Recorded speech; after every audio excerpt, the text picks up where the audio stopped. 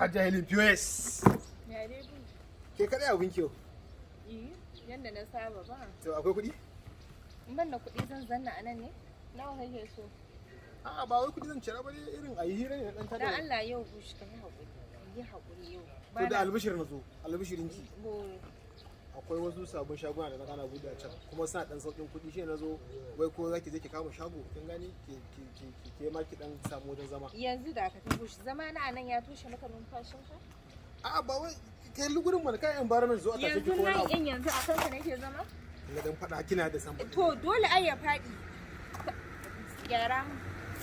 Ba na liki wani ba na gyara. Gyara mu. Na gyara. Yanzu zama na nan ya hana ka numfashi ne. Kuma ba Allah ya sani ba ci gaba. Salamu alaikum Hajja Helen mai Grace. Ya ne? Lafiya lau wallahi. Lafiya. Wallahi lafiya dai ba sosai ba gaskiya. Mene Ya Allah na dan zo gunki ne ko zan dan samu aran 5,000. Wallahi na dan cikin matsala ne to maybe na garzo gunki zan iya samu gaskiya. Kada ka shiga problem. Wallahi dai ka abin da ya ba a tona gaskiya. To 5,000 kawai. 5,000 insha Allah zai so.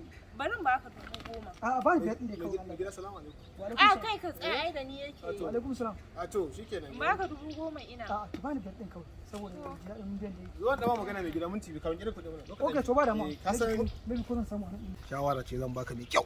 To kaman Ka ga wannan matar idan ta baka aron kuɗi za ta ce ma koyaushe ka samu za ka biya amma duk ta kuɗe ta ma waya ta ce ina kuɗinta ba wai ina kuɗinta ba sai ta ce ma ka kula da lafiyarka wai kar ka mutu a rasa zai biya kuɗin kamar yaya?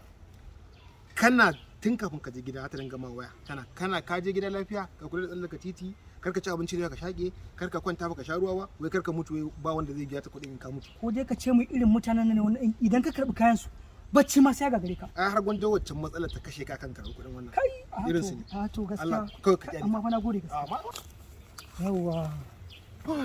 Yawa gashi nan 5,000. To ai ina ganin kawai ki bar kuɗin nan kawai. Kamar ya amar. Ki bar shi kawai.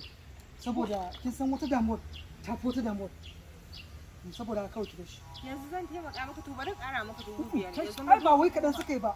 Na ce miki damar magana ce na kawo ta kan damuwa ko? To sai na tsaya na duba ne kamar wata damuwa ta fi ƙarfin wata damuwa. Kawai ki bar shi. ka gani bush fa baya son cin gaban kowa sai na shi. Sai na ƙan shi. Bush.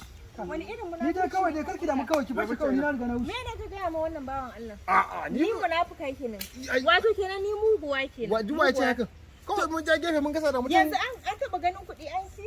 Wato kenan ni akan ya karɓi kuɗi na ya gara ce ya wata damuwa ta fara damuwar ina wani solution din ya samu wa kansa ni ban sani ba so akan in bashi aron kuɗi gara ya mutu. ya dai samu solution da kansa ni ban sani ba ni ban ce ba na faɗa Bush bar min nan. Bar min shago na. daga Allah ya raka taki gona Bush shi gaba. to amma yanzu mu je Yanzu bar min nan kawai ba na so. da wai mu je ki dan duba shagunan ko zan samu kai ma ka je ka kama shagon ai kai ma ai ni da bana abun nan ka je ai zaman banzan da kake rashin Allah ya kawo environment gurin ne sun kama sun kama environment za su fara da kai za a yi environment din kai ma haka da kai za a yi kan kara ganin ka a nan Bush jimin masifa wato kenan ni munafika yake ce ina zan dan sa zan akwai 200 da ka